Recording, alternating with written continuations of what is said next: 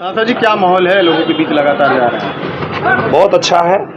और जनता ने जो पहले आशीर्वाद दिया था वो अभी हमारे साथ है। सब लोग तैयार हैं, क्योंकि अखिलेश यादव जी तो आए नहीं, उन्होंने फिर से धर्मेंद्र जी को भेज दिया है। तो जनता तो यही कह रही है कि एक भाई जीत के भाग गया, एक भाई हार के भाग गया। 22 के बाद कभी धर्मेंद्र यादव आजमगढ़ दिखे तो थे नहीं। हम लोग 19 में हारे थे तो भी यहीं आजमगढ़ रह के काम कर रहे थे, और 22 में जब जीते तो उसके बाद भी यहाँ रह के काम किए। तो अभी तो हमको 1.5 साल ही मिला था, उसमें हम जितना कर सकते थे किए। अब जब 5 साल के लिए अवसर मिलेगा तो हम लोग और ज़्यादा काम करेंगे। सर, 1.5 साल पहले ही लड़ाई हुई थी उनसे, अब फिर मैदान में है, तो ऐसे में क्या लग रहा है, उस लड़ाई और इस लड़ाई में कितना फर्क रहने वाला है?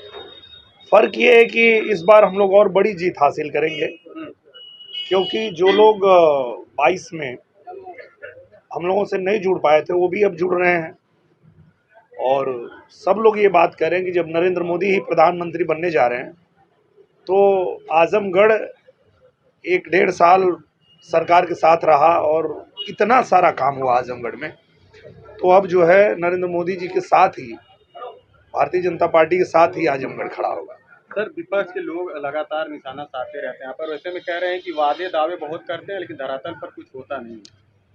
तो ये तो हम अपना 1.5 साल का रिपोर्ट कार्ड देते हैं, ये लोग अपने 50 साल का रिपोर्ट कार्ड हमको दें कि आजमगढ़ में 50 साल में लोग क्या किए और हम 1.5 साल में क्या किए हैं, हमसे ले लीजिए। और ये कोई छुपा थोड़े है। अगर रासेपुर तितरा का मार्ग बना है तो बना है, रौना पार बिलरियागंज मार्ग बना है तो बना है, एयरपोर्ट का उद्घाटन हो गया तो वहाँ से जहाज शुरू हो गई, विश्वविद्यालय बन के खड़ा हो गया है, संगीत महाविद्यालय बन गया है। वो सारा काम जो हम कहते हैं कि हम लोग कराए हैं वो धरातल पे आया है, तब तो कह रहे हैं। और अगर पहले भी इनको मौका मिला था 19 में, तो ये क्या करके गए हैं 4.5 साल में, उसका रिपोर्ट दे दें।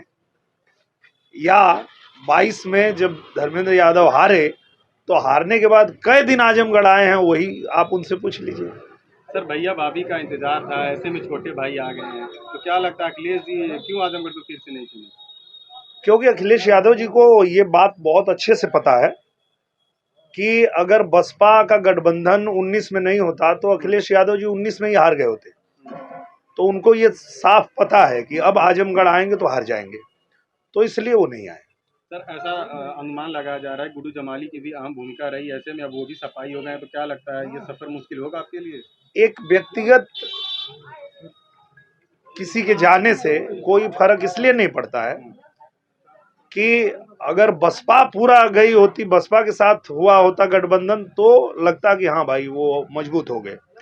सिर्फ गुड्डू जमाली के जाने से तो कोई फर्क नहीं पड़ेगा।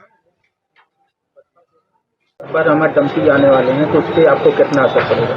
मुझे लगता है कि हर पार्टी अपना प्रत्याशी उतारती है और सब लोग जीतने के लिए लड़ते हैं, और हम लोग भी जीतने के लिए ही लड़ रहे हैं। और इसलिए लड़ रहे हैं कि हम जो है जीत करके और प्रधानमंत्री जी के साथ आजमगढ़ को लेके चलें। और जो पूरा देश इतना तेजी से विकास कर रहा है तो हमारा आजमगढ़ भी उसी तेजी से आगे बढ़े। आज देखिए, प्रधानमंत्री जी के वजह से ही हमारा जो आजमगढ़ का रेलवे स्टेशन है वो एकदम उसका सुंदरीकरण हो रहा है, बढ़िया बन रहा है। एयरपोर्ट जो है वो प्रधानमंत्री जी जब आए थे आजमगढ़ तो उन्होंने मेरा हाथ पकड़ा और कहा कि ये तो अंतर्राष्ट्रीय हवाई अड्डा पास हुआ था ना। तो हमने कहा जी। तो उन्होंने कहा कि इसको बनवाओ जल्दी, और यहाँ से जो बड़ी बड़ी उड़ानें हैं वो देश के हर हिस्से में होने लगे। तो वो भी करने के लिए हम लोग मैदान में हैं। तो हम लोगों को सरकार के साथ रह के काम करना है, और ये बात आजमगढ़ की जनता भी अच्छे से जान गई है कि अगर हमें आजमगढ़ को चमकाना है तो सरकार के साथ ही रहना है। और इसमें कोई इफ बट नहीं है कि 400 सीट जीतकर नरेंद्र मोदी जी तीसरी बार प्रधानमंत्री बनने जा रहे हैं।